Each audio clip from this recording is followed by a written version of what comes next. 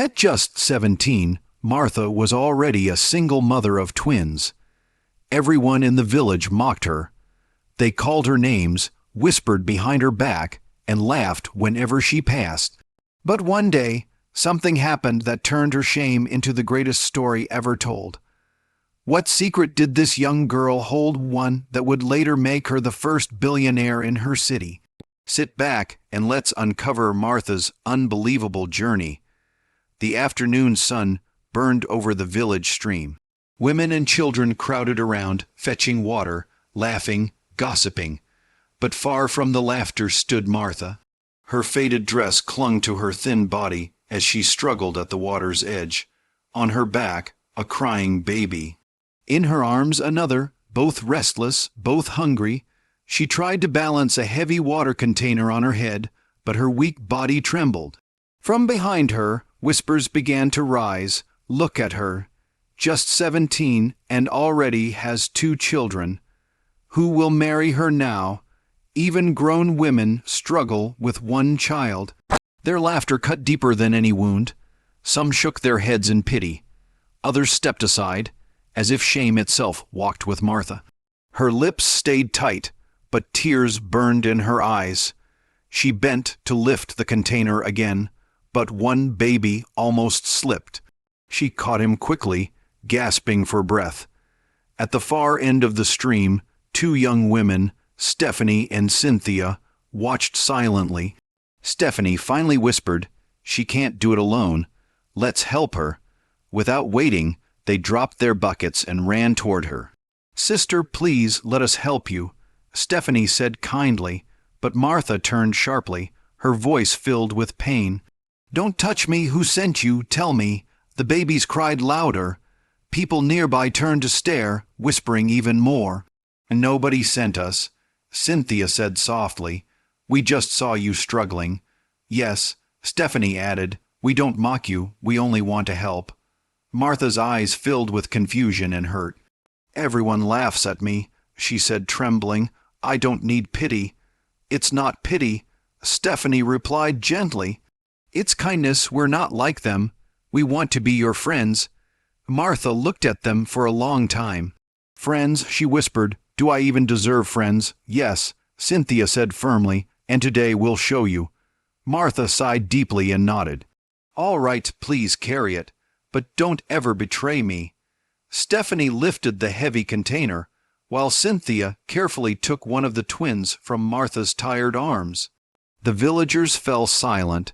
For the first time, instead of mockery, there was quiet respect. 2 young women had chosen kindness over judgment. That day, something small but powerful sparked inside Martha, the warmth of friendship and a glimmer of hope. But before that day, Martha's life was very different. She was once a bright, happy girl with dreams. She wanted to finish school, become someone great, and make her late mother proud.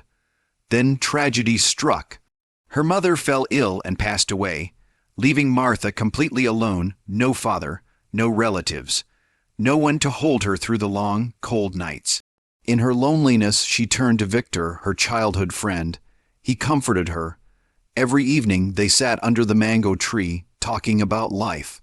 One night, Martha asked softly, "Victor, do you think our dreams will ever come true?" He smiled and took her hand. "Yes, Martha. I'll work hard. I'll take care of you. We'll build a life together." But comfort turned into a mistake, one that changed everything. Martha became pregnant. When she told Victor, her voice trembled. "Victor, what will we do? Everyone will laugh at me." Tears filled his eyes. "Don't cry, Martha. I'll stand by you, I promise." He kept his word at first. He told his parents the truth. But instead of support, they exploded with anger. "You've brought shame to this family," his father shouted. "You've destroyed your education," his mother wept. They forced Victor to leave school and go to the city to work in a factory. Before he left, he promised Martha, "Be strong. I'll send money. I'll return. We'll raise our child together." For a while she believed him.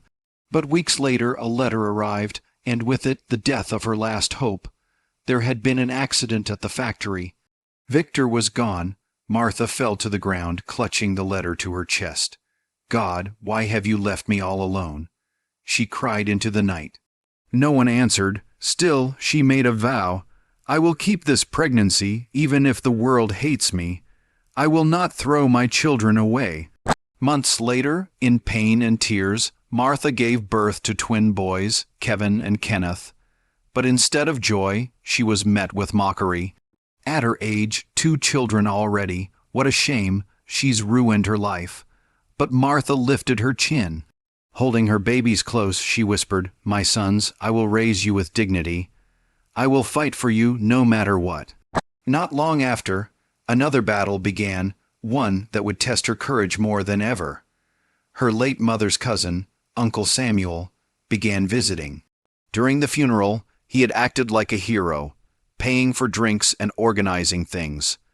But now, his true motive appeared. One afternoon, he came to Martha's small hut. You're too young to raise 2 children, he said coldly. Give them to me, I'll train them properly. Martha looked up. These are my children, Uncle. I will not give them to anyone. His eyes narrowed. You're being stubborn. Think of your future. You can marry again, have a better life. Tears welled up in her eyes, but her voice stayed firm. My future is with Kevin and Kenneth. I will not give them up.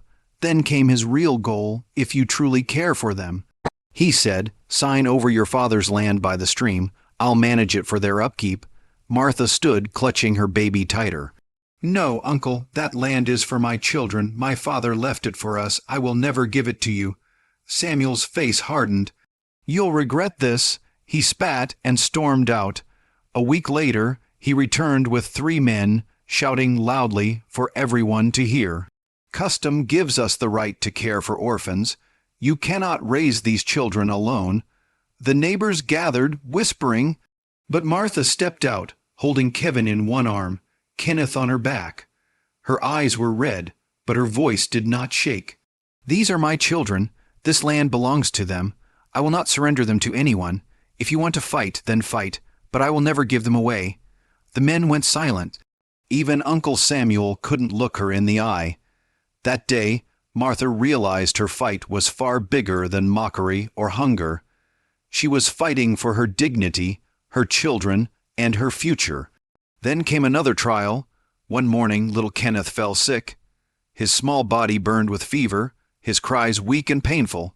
Martha held him close, tears running down her face. No, my baby, please, stay with me. She tied him to her back, grabbed Kevin in her arms, and ran through the dusty road, searching for help, searching for hope. And this was only the beginning of Martha's journey. A journey from pain to power, from rejection to respect. From a teenage mother mocked by all, to a woman whose courage would one day make her a billionaire. Running barefoot through the dusty path, Martha clutched her feverish son to her chest. Her heart pounded as she reached the small village clinic, her feet bleeding, her voice trembling. Please, doctor, my son is dying. Help me, she cried. The doctor took one look at little Kenneth and sighed. He needs urgent treatment, he said, but you must deposit 50,000 naira before we begin. No money, no treatment. Martha's mouth fell open in disbelief. 50,000. Doctor, I don't have that kind of money. Please help me. I will pay, I promise. Just save my child. But the doctor's expression stayed cold. That is the rule, he replied, turning away. Tears filled Martha's eyes as she dropped to her knees. Please, he's all I have. Don't let him die. The doctor walked out, leaving her sobbing on the clinic floor. Kenneth's cries grew weaker, his tiny body shaking with fever. Desperate, Martha ran out of the clinic and began knocking on doors, pleading with anyone who would listen. Please help me, even a little. My son is dying. She begged from house to house. Some neighbors gave a few coins, others shut their doors in her face. Still, she kept going, her voice breaking with exhaustion and fear. When Uncle Samuel heard she was going around the village begging for money, He smirked to himself. Now is the time, he muttered. That evening he appeared at her hut, his voice unusually gentle. Martha, I heard about Kenneth. I'm sorry, he began. I can give you the 50,000 right now. Hope lit up Martha's eyes. Please, uncle, help me. My child is dying. His face turned hard. There is one condition, he said slowly.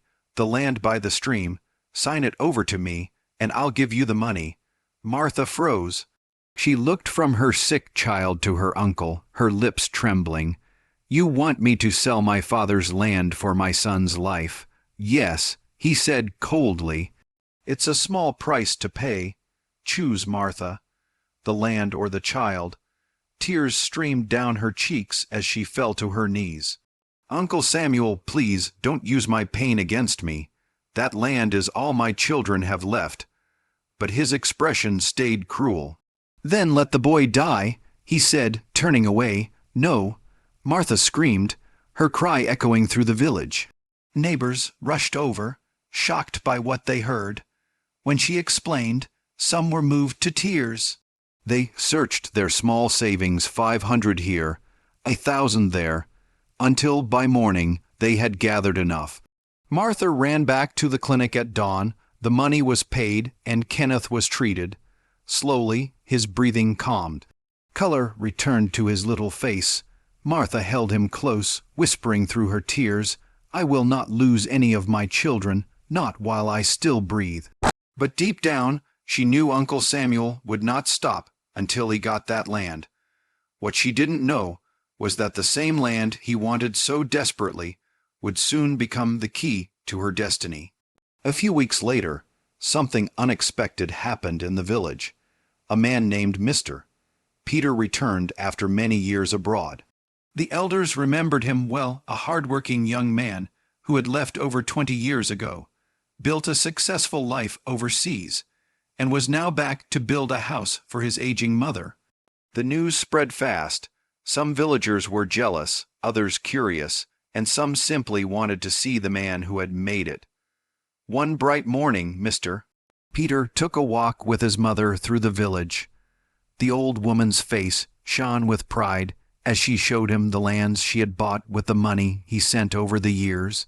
Look, my son, she said, pointing to a large farmland. I bought this after you sent money when your second child was born. And this one here, near the stream, it's yours too. Mr. Peter smiled, wiping sweat from his forehead. But as he did, his wallet slipped out of his pocket without either of them noticing. It fell onto the dusty road, filled with foreign currency, local money, and several important identification cards. Later that morning, Martha was on her way home from the stream.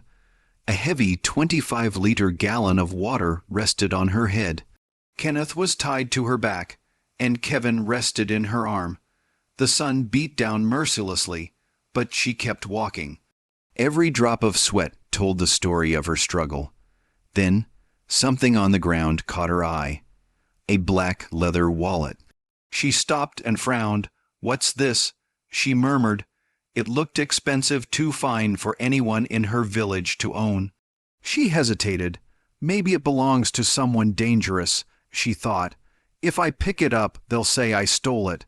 But something inside her urged her to look closer. She set the heavy gallon down and bent over slowly. The leather felt smooth beneath her fingers, cool despite the heat. When she opened it, her eyes widened. Inside was a thick stack of foreign money, more than she had ever seen. There were also a few Naira notes and several ID cards with the photo of a man she didn't recognize. Her heart pounded. Who could this belong to? She whispered. He must not be from this village.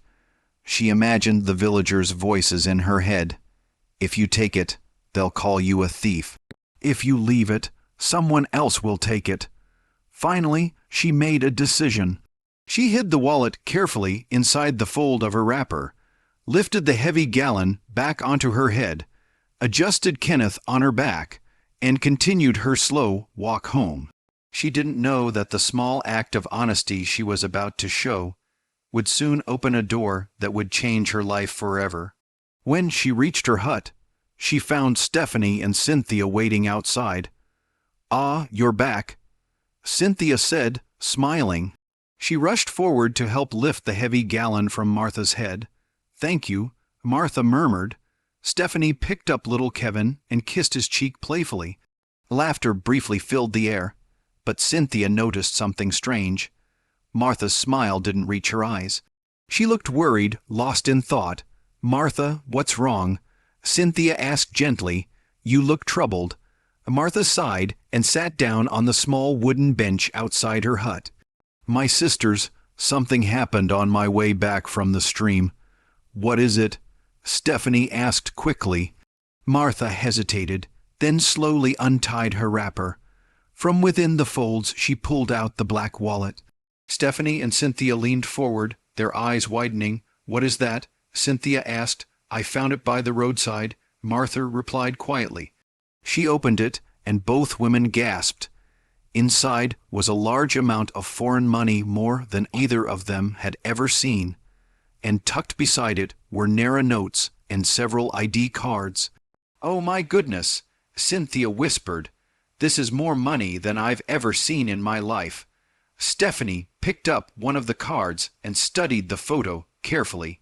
"Wait," she said slowly. "I think I know who this is. Haven't you heard of the Achabis, the family whose son just returned from overseas after so many years?" And at that moment, Martha didn't yet realize she was holding not just a wallet, but the beginning of a miracle that would rewrite her life forever. "They say he came back with plenty of wealth." "Yes," Cynthia nodded. "I heard. People have been talking about him, so this wall, it must be his." They both looked at Martha. Silence filled the air for a while. Then Cynthia leaned closer. "Martha, what are you going to do now? I hope you are not thinking of returning this wallet. My dear, maybe this is God's way of helping you. This money is worth millions of Naira. You can raise your children with it. You can start a business." Martha's hands trembled, her lips quivered. "But if I keep it, will it not bring trouble?" Stephanie spoke softly. "It is true, this money can change your life. It can feed Kevin and Kenneth, but I cannot tell you to keep it. If you decide to return it, I will still stand with you. Whatever you choose, I will support you." Martha looked down at the wallet in her hands. Her fingers shook as she pressed it shut. Her voice was low, almost breaking. "I will take my time. I will think carefully before I decide what to do with this money." The three friends sat in silence for a moment. Then Cynthia laughed to ease the tension. "Well, whatever you decide, don't forget to keep my own share of the money." They all laughed. But deep inside, Martha's heart was heavy. She knew this wall. It was not just money. It was a test that could either save her life or destroy it. That same evening, Mr. Peter was getting ready to step out. He reached for his pocket to pick his wallet, but it was not there. He frowned. He checked the table, the bed, the chair cushions, nothing. "Where is this wallet?" he muttered. He searched every pocket of the trousers he had worn that morning. Empty. With worry written on his face, he walked into the sitting room where his mother sat. "Mama," he said, his voice tight, "I cannot find my wallet. There is something very important inside. A crucial document I folded in there. If I lose it, it will cost me greatly." His mother looked at him with concern. "My son, calm down. You will find it. Let us keep faith." But Peter shook his head. "Mama, you don't understand. That wall, it is not just about money. Without that document, my work here will be delayed." His mother placed her hand gently on his shoulder. "We will pray. God will not allow it to be lost." Peter sighed deeply, grabbed his car keys, and stepped outside. At the other end of the village, Martha had spent the whole day thinking. She looked at her children as they played and whispered to herself, "No amount of money is worth my peace. I will return the wallet." She tied Kenneth to her back and carried Kevin in her arms. With the wallet hidden in her wrapper, she began walking toward the Ake family compound. Her heart pounded. Just before she reached the compound, she heard the sound of a car engine. She stepped aside quickly, clutching her children close. A shiny car drove past her, raising dust. Inside was Mr. Peter, his face heavy with worry. He was heading out, not knowing that the person carrying his missing wall, it was only a few steps away. Martha stood still, her heart beating fast. Was that the owner, she thought. She wanted to call out, but the car had already gone far. She sighed and continued walking. When she finally entered the ape compound, she saw an elderly woman sitting by the entrance. It was Peter's mother. Martha bent low in greeting. "Good evening, Mama." The old woman smiled warmly. "My daughter, how are you? How are the children?" "They are fine, Mama," Martha replied softly. After the pleasantries, she moved closer and lowered her voice. "Mama, I heard your son, Uncle Peter, came back." "Yes," the old woman nodded proudly. "He just stepped out now. You missed him." Martha hesitated, then untied her wrapper slowly. She brought out the black leather wallet and placed it in Mama's hands. "I found this on my way back from the stream this morning." The woman's eyes widened. She opened it and saw everything inside.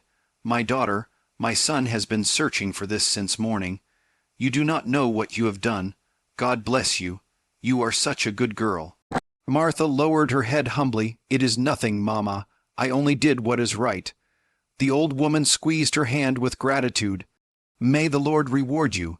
Your children will never lack." Martha smiled faintly, carried her children, and turned to leave. She walked out quietly, not knowing that this single act of honesty was about to change her story forever. That night, when Mr. Peter returned home, his mother was waiting at the entrance, holding the black leather wallet. "My son," she said with a smile, "is this the wallet you were looking for?" Peter froze, eyes wide in shock. He quickly stepped closer, took the wallet from her hands, and opened it. Everything was still there. The money, the documents, nothing missing. Peter dropped into a chair, pressing the wallet to his chest. "Mama, you don't understand. This wall, it carries a document I can't lose. If I had lost it, it would have cost me a lot. Tell me, how did you find it?" His mother smiled and gestured for him to sit.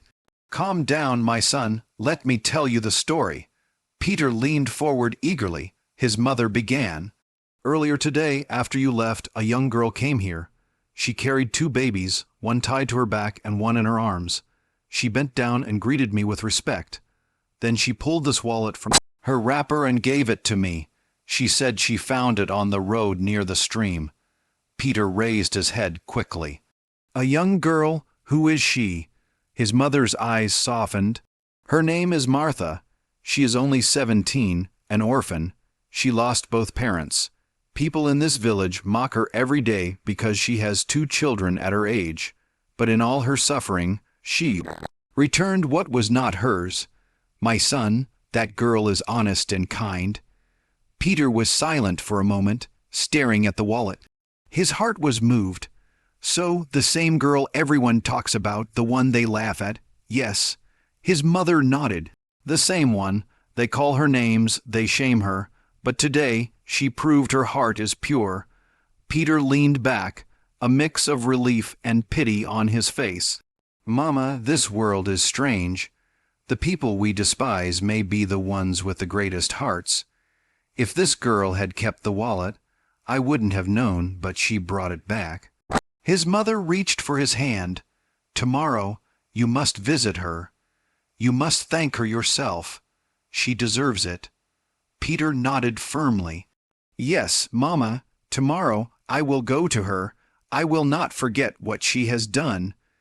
The next morning, Peter woke up early. "Mama, where does the young girl live, the one who returned my wallet?" His mother gave him directions and said softly, "Be kind to her, my son. She has suffered enough." Peter nodded, entered his big black truck, and drove straight to Martha's compound. Martha had just stepped out of her small hut. Her children were still sleeping.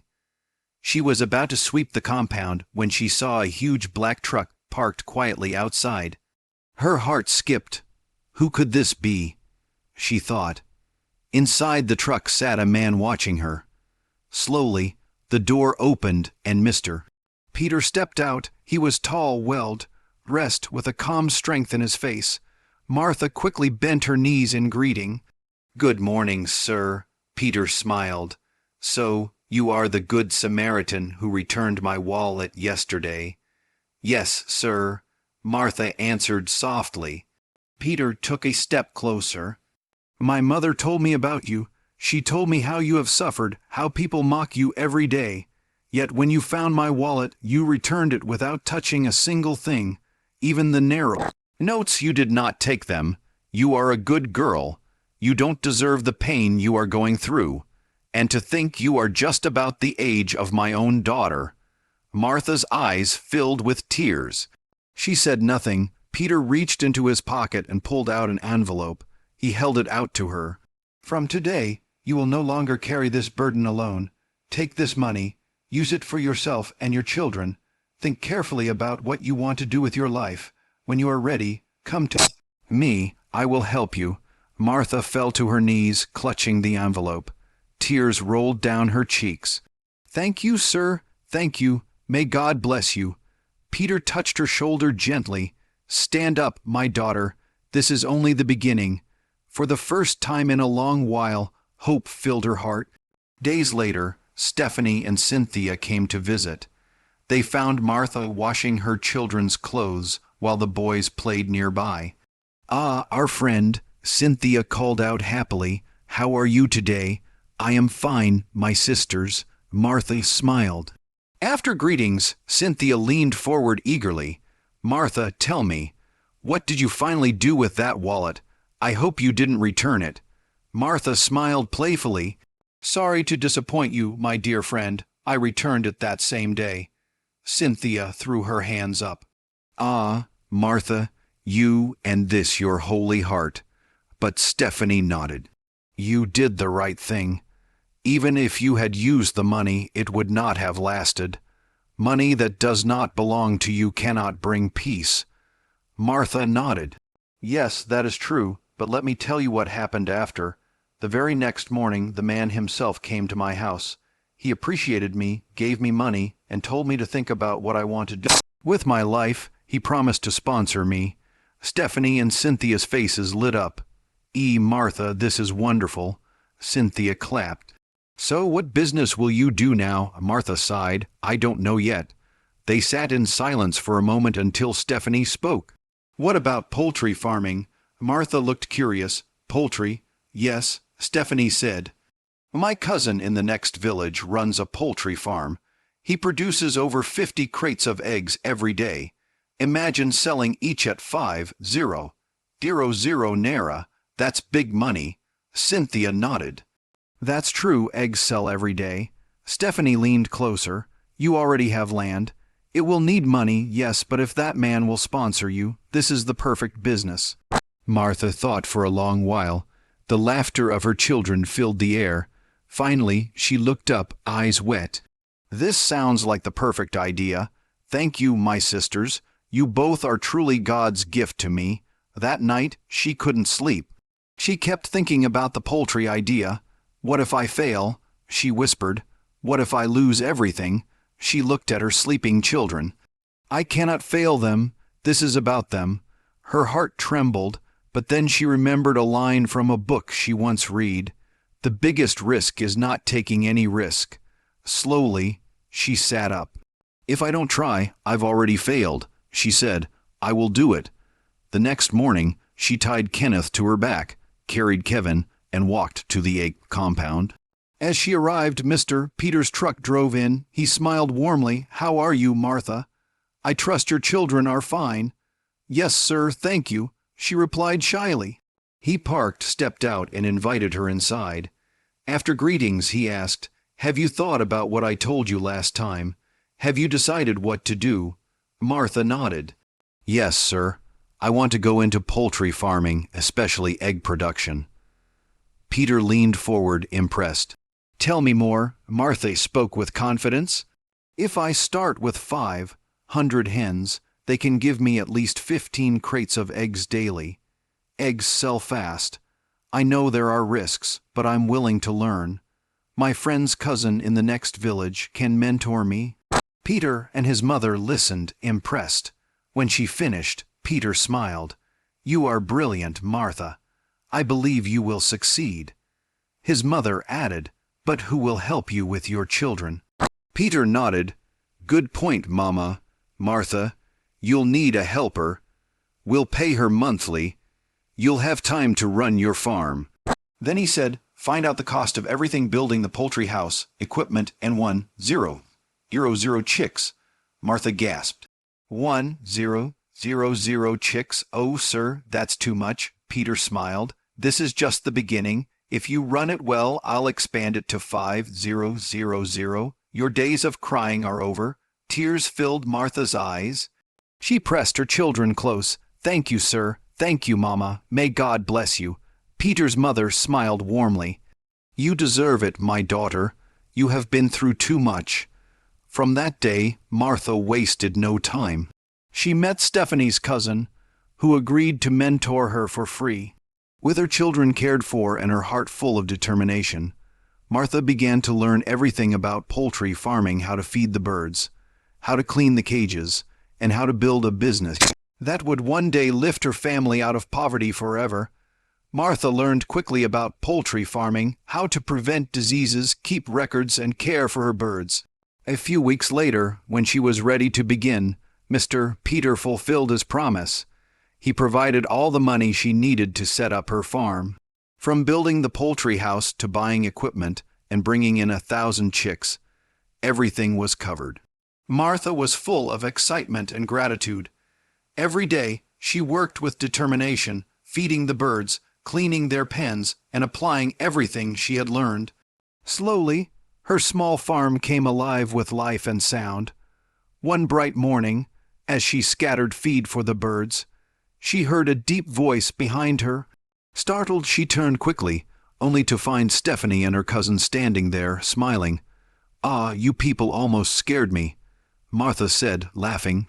Stephanie smiled. "We came to check on you. I told my cousin it was time he inspected your farm."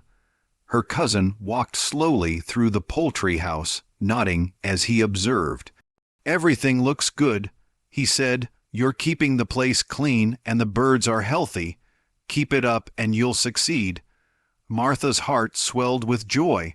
She looked at both of them, eyes filled with gratitude. "I don't know how to thank you for all your help. I'll never forget this." They laughed and talked as they walked around, sharing stories and dreams for the future. From time to time, Mr. Peter also visited, inspecting her progress and reminding her, "Your hard work will pay off. This is only the beginning." For the first time in her life, Martha felt her dreams were finally within reach. Uncle Samuel had been watching from a distance for weeks. The same land he once tried to take from her was now filled with 1,000 clucking birds. The sound of life and success echoed across the fields. One morning he stood quietly behind the bush near her farm, watching Martha as she worked. Kevin and Kenneth played happily nearby. Martha moved confidently, her hands steady and her face peaceful. Samuel bit his finger as he stared. Everyone in the village knew the story. The girl who once had nothing had returned a rich man's lost wallet and was now under his protection. For the first time, Uncle Samuel realized he had lost. The land was no longer his to claim, and the girl everyone mocked had become stronger than he could ever imagine. He whispered to himself bitterly, "It's over. I cannot win this battle." Then he turned and walked away, disappearing into the bush. But deep inside, anger still burned. 18 weeks later, Martha's farm was full of activity. The hens were strong and now producing eggs in large quantities. Every morning, the sound of clucking filled the air as crate after crate of eggs was collected. Stephanie's cousin continued to guide her and took her to the city to meet his buyers. "This is Martha," he told them proudly. "Her eggs are fresh and clean. You can trust her. Soon, Martha had her own network of customers, and word about her spread quickly. Her name became known in nearby towns, and money began to flow in every day. At night, Martha would sit on her mat, counting her earnings while her children played beside her. Sometimes tears of joy filled her eyes. "God, thank you," she whispered. "You have turned my shame into blessings." With time, she saved enough to buy more land. Just as Mr. Peter promised, he expanded her business to 5,000 chicks. From there, her farm grew even more. 10 years later, Martha had become a respected name in agriculture. Her poultry farm had expanded to over 20,000 hens. She had added pig and goat farming.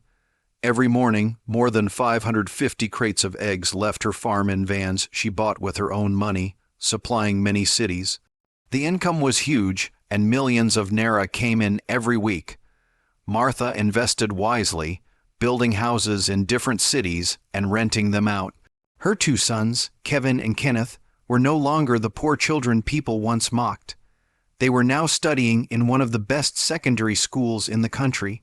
The same villagers who once insulted Martha now greeted her with respect. "Good morning, madam," they said. "You are a blessing to this community." Martha only smiled humbly, never forgetting where she started. She knew that honesty and hard work had brought her this far. Years passed, and Martha's story became an inspiration to all. Her farms grew so large that hundreds of men and women found work there. Every morning, the roads were busy with people heading to her poultry, pig, and goat farms. Where there was once poverty, now there was opportunity. Martha didn't stop there. She built a community hospital and a school so that children wouldn't have to walk far to learn. In honor of her late mother, she founded a scholarship program for girls who had dropped out of school. She called it the Grace Foundation. At the launch, Martha stood with tears in her eyes. "This is for my mother," she said. No girl should ever be mocked or abandoned because of hardship.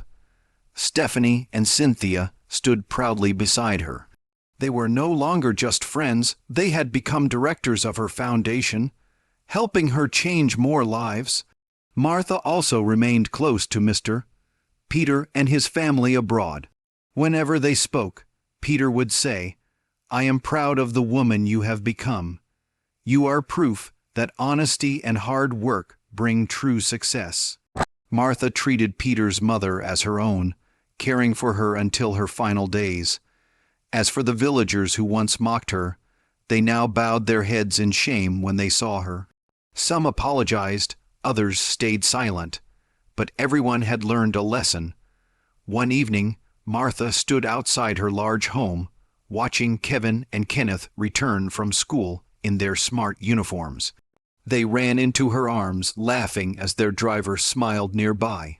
She held them close and whispered, "Everything we have today came because we never gave up.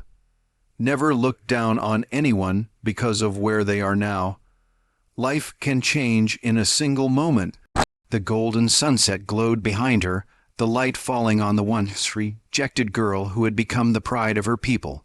Martha's story reminds us that life can humble anyone, but it can also lift anyone.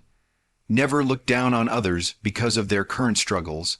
The person mocked today may be celebrated tomorrow. Honesty, patience, and hard work will always open doors that money cannot buy.